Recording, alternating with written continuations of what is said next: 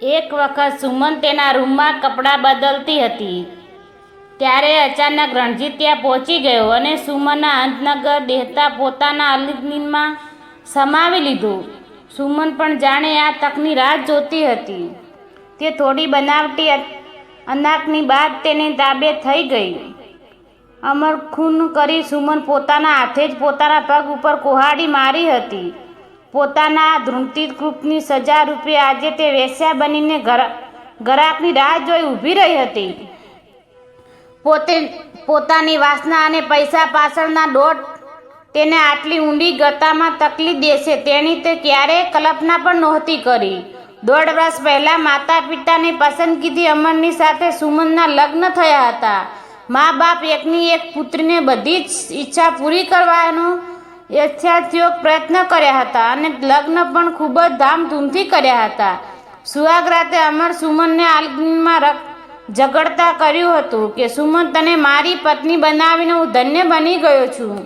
મેં ક્યારેય આટલી સુંદર પત્ની મળશે એવી કલ્પના પણ નહોતી કરી. સુમન, તે મને ખરેખર તૃપ્ત કરી દીધો છે. પરંતુ સુમનને અમરની વાતમાં કંઈ બહુ જામ્યું નહીં. કોઈ ખાસ ઉમળકો ન આવ્યો. પરંતુ લગ્ન થયા હતા એટલે પરણેલને હસીને તેની સાથે પ્રેમનું નાટક કર્યું હતું. સત્ય હકીકત હતું કે આ લગ્ન સુમનની મરજી વિરુદ્ધ જ નક્કી કરવામાં આવ્યા હતા.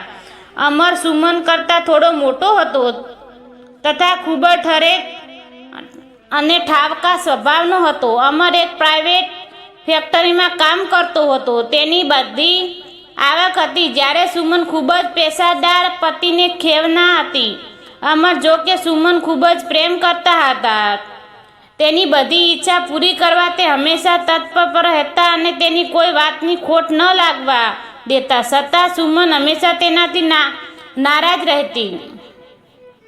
લગ્ન થોડા દિવસ પછી જ્યારે અમર કામે જવા લાગ્યો ત્યારે સુમનની બનાવટી અવાજે રડતા રડતાએ કહ્યું, તમે જતા રહેશો તો હું એકલી કેવી રીતે રહીશ? મને તમારા વગર નહીં ગમે.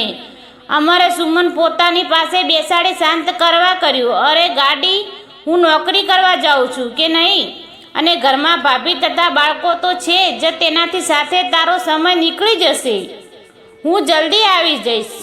આમ સુમન સમજાવી અમર કામ ઉપર ગયું. સુમનના સાસુ સસરા તો વર્ષો પૂર્વે જ ગુજરી ગયા હતા. તેના જેઠ પણ કામ માટે બહાર ગામ રહેતા હતા.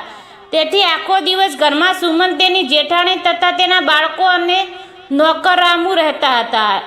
એક દિવસ અમરના માસિયાઓ ભાઈ રણજીત કોઈ કામ અંગે તેના ઘરે આવ્યો. અમરના લગ્ન વખતે બહાર ગામ ગયો હતો એટલે તેને સુમનને જોઈ નહોતી.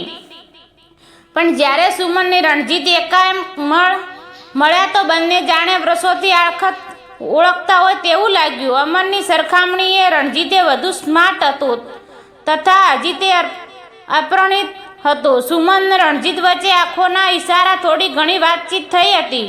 હવે દર થોડા દિવસે રણજીત કામના બહાને અમરના ઘરે આવવા લાગ્યો અને સુમન ભાભી ભાભી કરતો તેની વધુ નજીક જવાનો પ્રયાસ કરવા લાગ્યો. સુમન પણ છેલ્લા બટાઉ પહેલાંથી ગમતો એટલે તેણે પણ રણજીત સાથે જ મજા આવતી હતી. બધા સાથે મળીને પ્રત્યે રમવા ત્યારે પણ રમતાઓ બંને એકમેક સ્પેસ કરતા થતાં થોડી મસ્તી મજા કરવા બંને એકામેક સપનાવાનું ચૂકવા નહીં.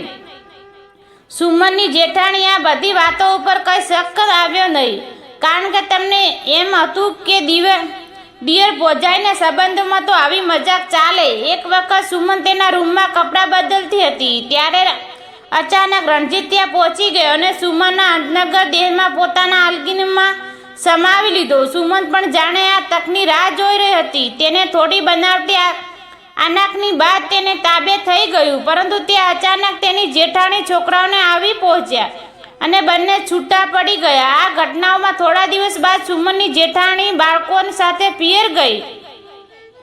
ઘરમાં સુમન એકલી હતી. અચાનક રણજીત આવી ગયો. બપોરનો સમય જમી લીધા બાદ સુમન રામુને કામસાર બહાર મોકલી દીધો. રણજીતે શરીરમાં વાસનાની આગ પ્રગટી ચૂકી હતી અને સુમનના ચેનચાળાઓની માં ઘી હોમવાનું કામ કર્યું. બપોરનો સુમન રણજીત પાસે બામની બાટલી લઈ પહોંચી ગયું કે મારું માથું દુખે છે, જરા બામ લગાવી આપશો. રણજીત તો બામની બાટલી હાથમાં લઈને તે એક બાજુ ફેંકી દીધી અને સુમનને પોતાના તરફ ખેંચી આવી. ક્ષણની રાહ જોતી હતી. સુમન રણજીતની અંદર સમાઈ ગઈ અને બધા લક્ષણો રેખા ઓળખી ગયા. બંનેની દેહની વાસના તૃપ્ત થઈ ગઈ. ત્યારે સુમન રણજીતને કહ્યું, તું મને અહીંથી ક્યારે દૂર લઈ જાય? હું તને મારા પતિ તરીકે જોવા ઈચ્છું છું. રણજીતે તેના લાડ લડાવ્યા કહ્યું, થોડા દિવસ થોભી જા. અગત્યનું કામ મારા હાથમાં છે. તે પતિ જશે એટલે આપણે જતા રહીશું. હવે તો રણજીત તો વારંવાર સુમન મળતો અને બંને વાસભાન્યામાં તને શાંત કરવા તલપાપડ રહેવાતા. થોડા મહિના પછી સુમન પેટમાં રણજીતના ગર્ભ રહેતા સુમન ડરી ગઈ.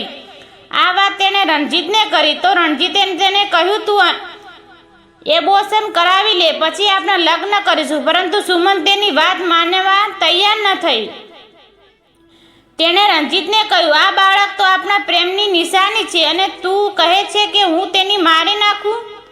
સુમન મિજાજ પારખી જતા રણજીતે તેને પ્રેમથી બનાવી લીધી અને જો તેની ઈચ્છા ગર્ભતાની નહીં હોય તો આવતો નહીં.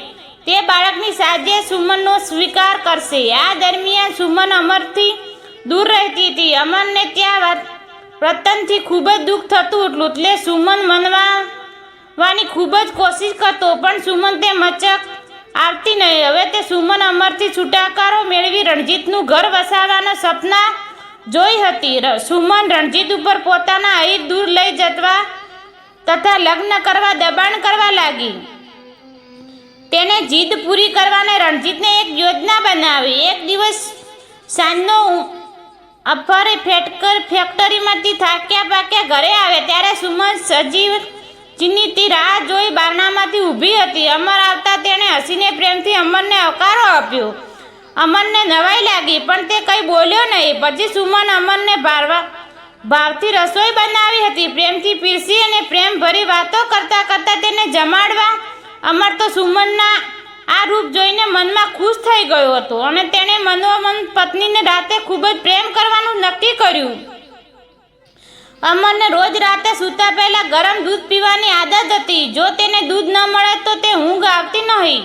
તે દિવસે રાતે સુમન ઉપર માટે કેસર તથા બદામયુક્ત ગરમ દૂધ લાવીને અમરને આપ્યું. અમર રોજની જેમ દૂધ ગ્લાસ મોઢે માંડ્યો. દૂધ પીવા બાદ તેને કંઈક બેચની થવા લાગી એટલે તે સુમન રૂમનો દરવાજો બંધ કર્યો.